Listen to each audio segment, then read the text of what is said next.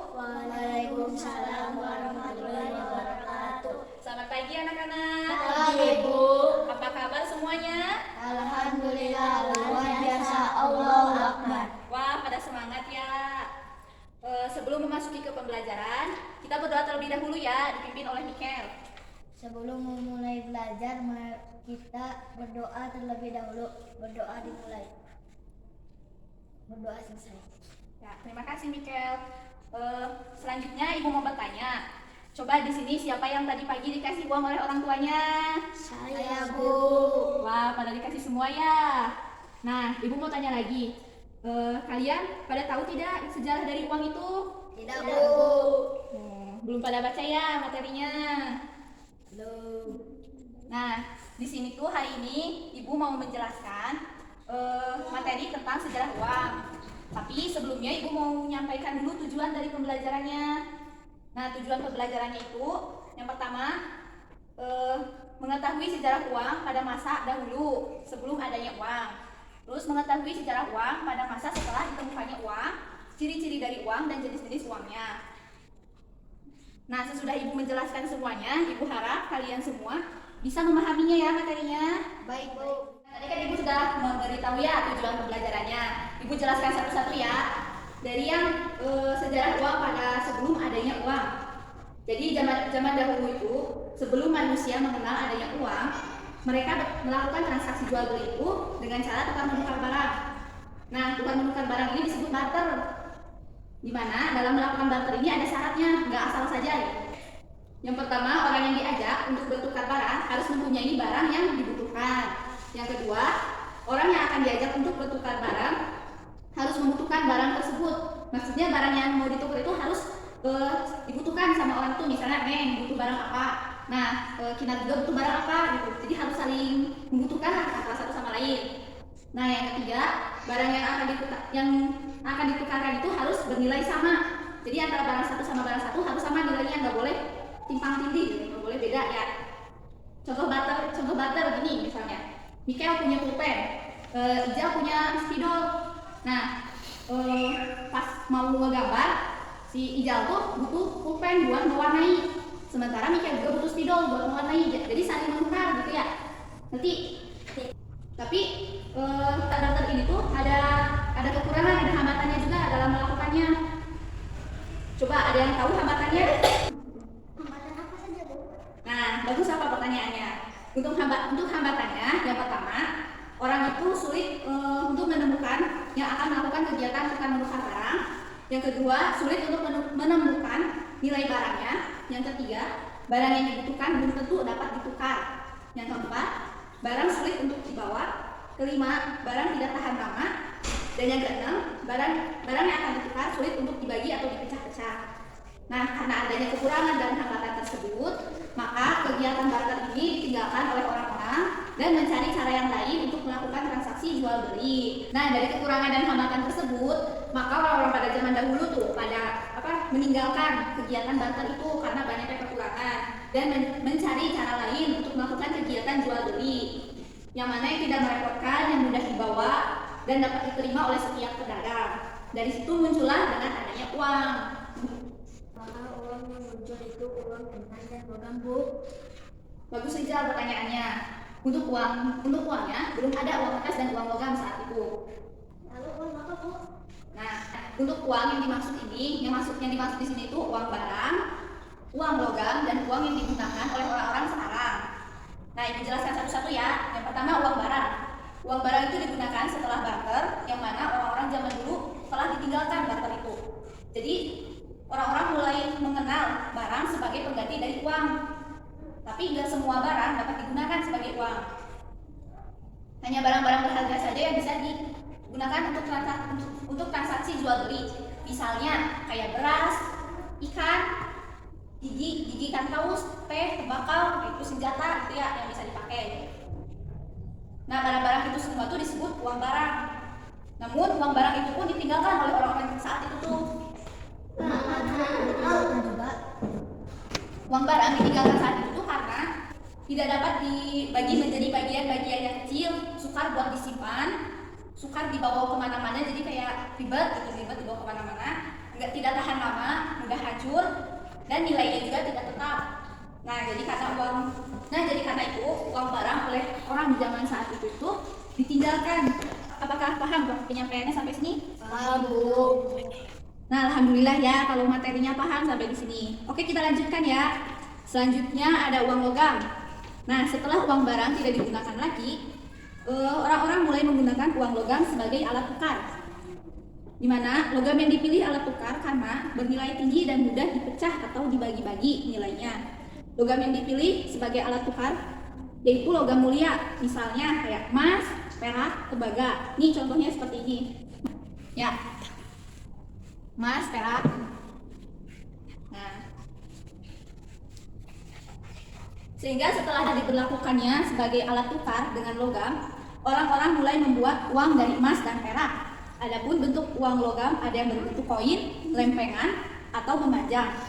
Namun uang logam pun saat itu ditinggalkan oleh orang-orang pada masa itu. Coba Ibu mau tanya, barangkali ada yang sudah membaca materinya. Kenapa uang logam ditinggalkan juga pada masa itu? Saya, Bu.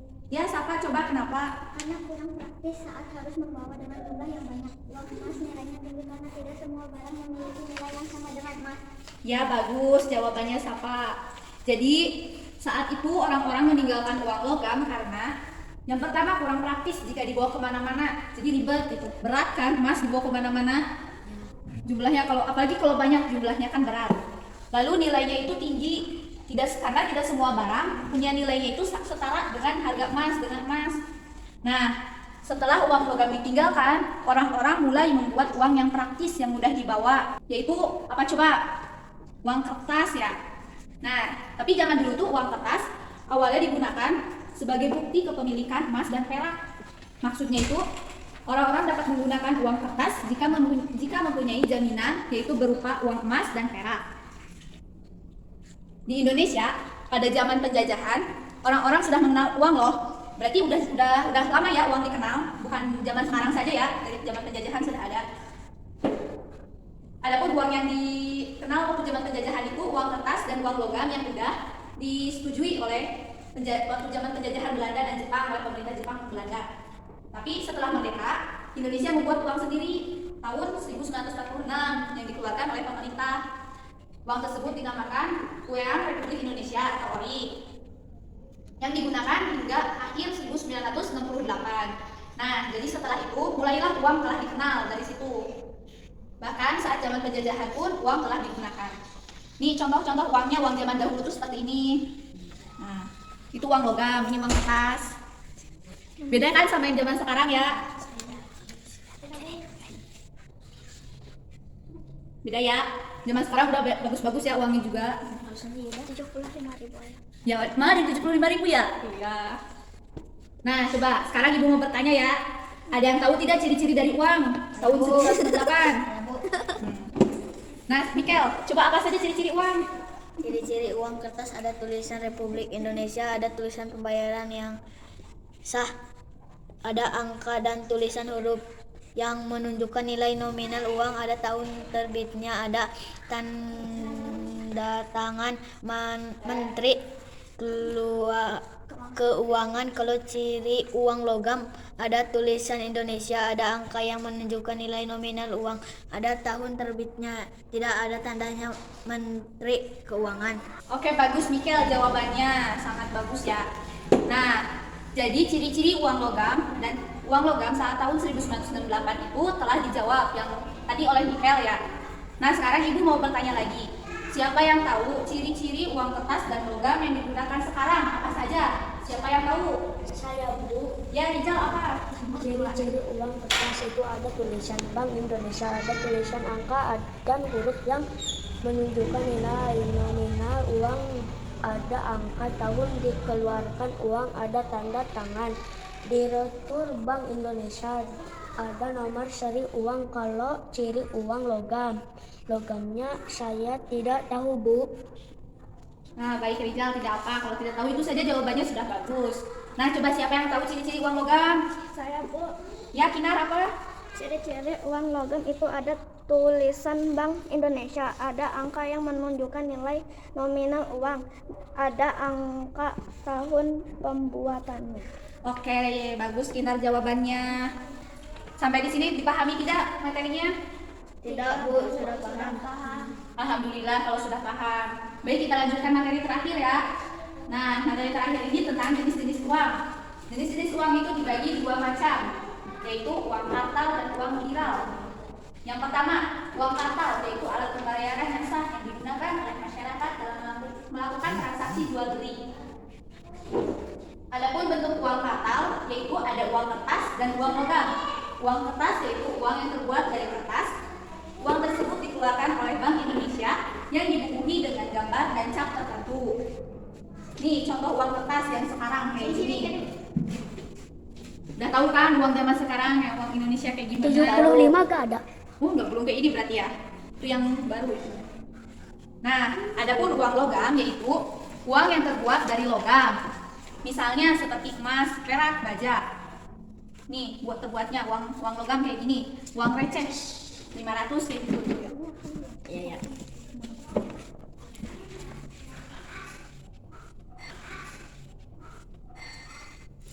Nah, yang kedua, jenis uang yang kedua ada uang giral, yaitu uang yang dimiliki oleh masyarakat dalam bentuk simpanan atau deposito yang bisa ditarik sesuai kebutuhan. Untuk bentuk uang giral misalnya kayak cek, giro, wesel pos, atau kayak debit kayak itu. Ini contohnya. Nih, debit ini, yang ini namanya wesel pos. Yang ini namanya cek. Yang itu namanya giro. Ya. Oke. Sampai di sini ada yang ditanyakan? Tidak, Bu, sudah mengerti. Alhamdulillah udah mengerti semua ya, materi udah Ibu terangkan semua. Nah, sebelum materinya ditutup, pertemuan hari ini ditutup, Ibu mau memberikan dulu beberapa soal sebagai hasil evaluasi sejauh mana pemahaman kalian tentang materi ini. Ini Ibu bagikan ya. Ini Ibu bagikan ya. So, silakan kalian kerjakan 15 menit. Baik, waktunya sudah habis. Lembar kertasnya dikumpulkan kembali.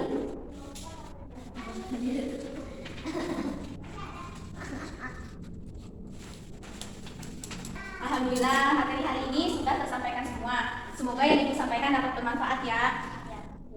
Nah, Ibu pun udah melihat dari hasil-hasilnya pada bagus nilai-nilainya. Nah, sebelum ditutup untuk pulang, Ibu mau menyampaikan dulu kesimpulan dari materi hari ini.